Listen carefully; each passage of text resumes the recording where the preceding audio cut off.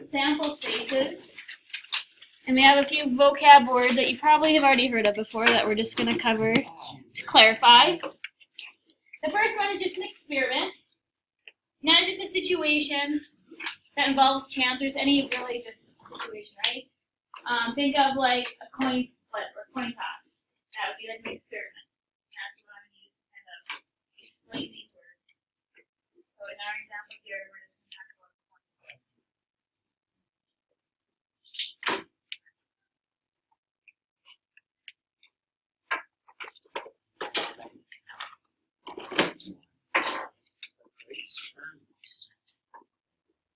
What do you suppose an outcome is? What happens? Yeah, what happens, the result. Perfect. So if we were talking about a coin toss, our results could be either heads or tails. Good. That would be I'm sure it has happened. It has. An event and an outcome are kind of the same thing, but an event is either one or more outcomes. So one event could be that the coin landed on heads or landed on tails.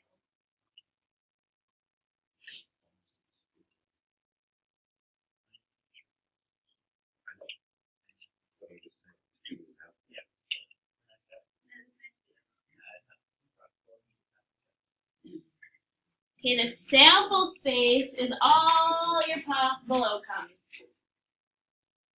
The coin toss one's kind of boring, so we already know it's either heads or tails, but we get some pretty intricate ones where there's 24 outcomes or thousands of outcomes. Heads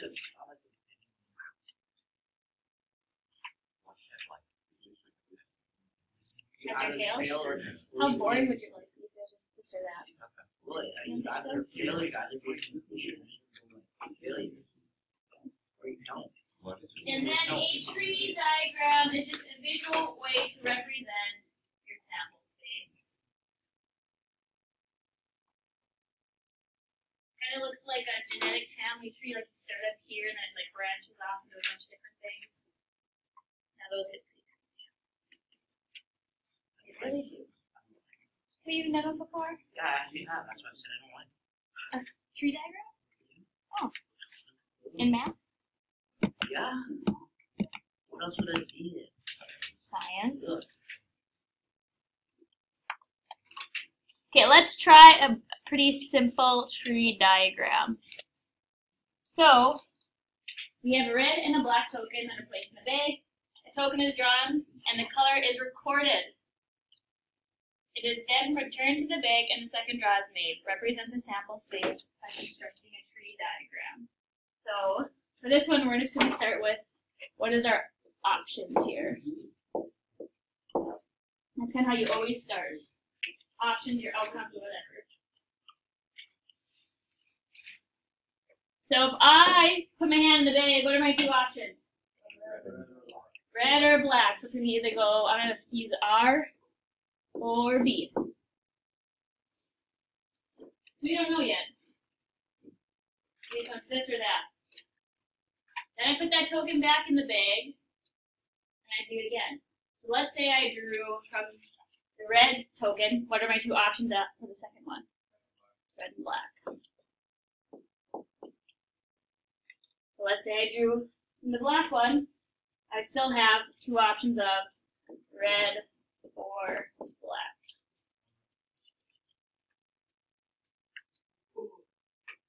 Does that make sense how those trees work? Yeah. Now we're trying to have a way more difficult one. For you, either write's really small. I tried to give you as much space as I could. Otherwise, I would just use the next page in your notebook, like notebook paper space. It's up to you. So it's going to end up being 24 possible outcomes. So you just got to kind of write 24. So either write small, so it's going to branch off quite a bit, or just use a blank sheet of notebook paper in your notebook. Up to you. 23 too many? You really need to predict the future. If you need to know the future. Okay, so this one is talking about a chef's salad, and it it comes with 3 choices of dressing, either French, ranch, or blue cheese. So that's just where we're going to start. So our first possible outcomes is what kind of dressing you're going to have. So we're going to put our outcomes / our options here and space them out quite a bit. So our first possible outcome is French,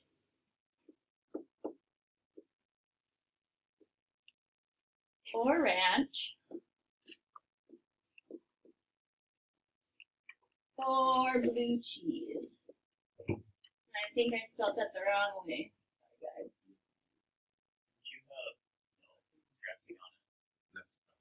You could, for the sake of our problem, we're going to say 1 of the 3. But yes.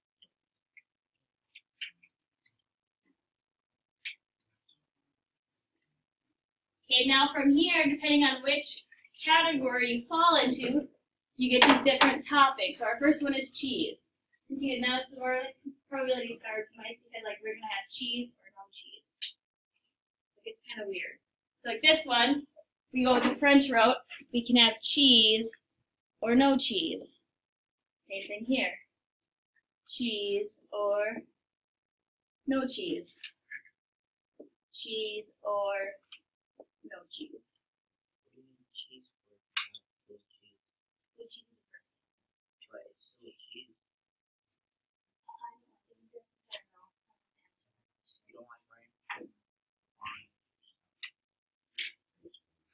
Okay, now we're going to do it again for turkey. So just put yourself in this situation. Let's say you were all the way to this point. So now I'm at French with cheese. What are my options here? Either turkey or no turkey. So turkey, no turkey, turkey. So every time you're splitting it into 2.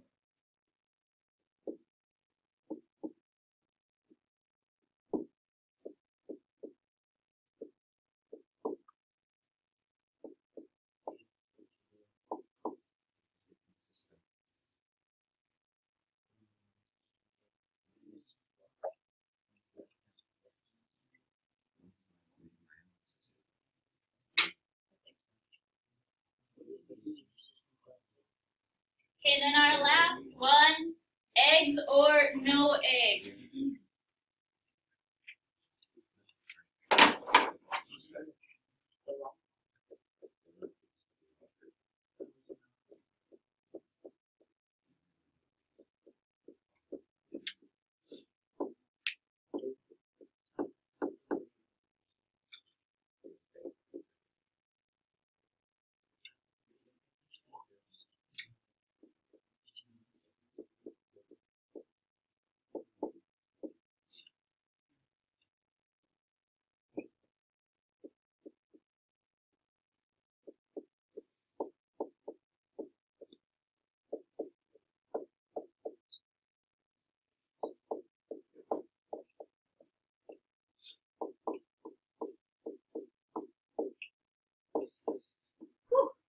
Okay, when you're done, you go through and count your last row. You should have 24 egg or no eggs. We should check to make sure that you know you did it right. I'm sure I did it right.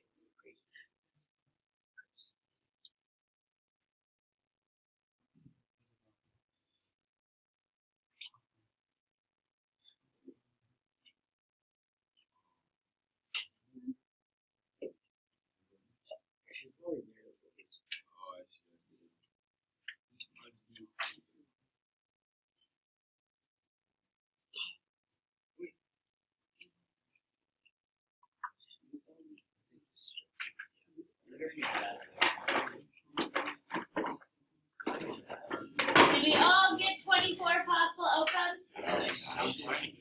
Okay, so instead of having to make a tree diagram for every single problem like this, we have this thing called the fundamental counting principle.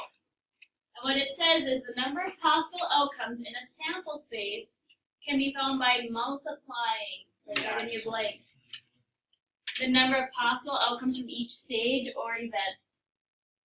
So multiplying is a big deal. So Okay, so if we come back over here and look at our first example, each color is a different stage. So at this first stage, how many options were there?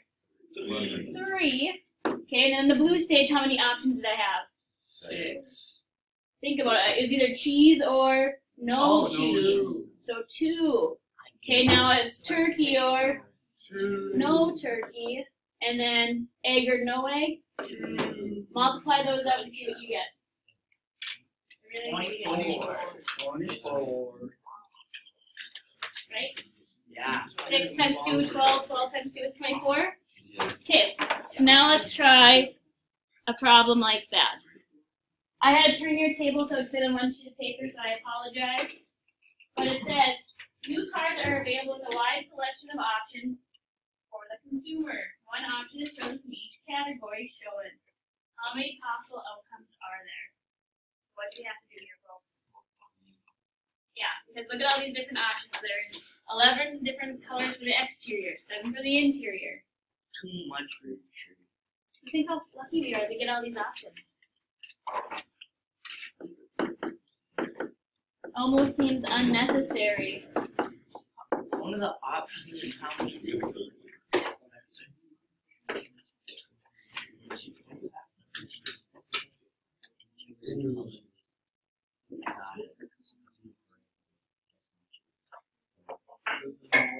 You get a pretty large number, I hope. No,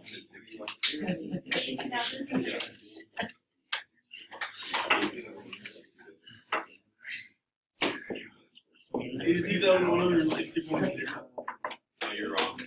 No, not choices, options. Outcomes. Could you imagine if we had to draw a tree for that? I would. We should do it. Maybe the absolute worst. We should do that. Should we? Should we just spend the rest of the day just trying to figure it out? Yeah. We wouldn't even get close. We wouldn't get close. Okay. Get started on your homework. Skip 19 and 21. No, really.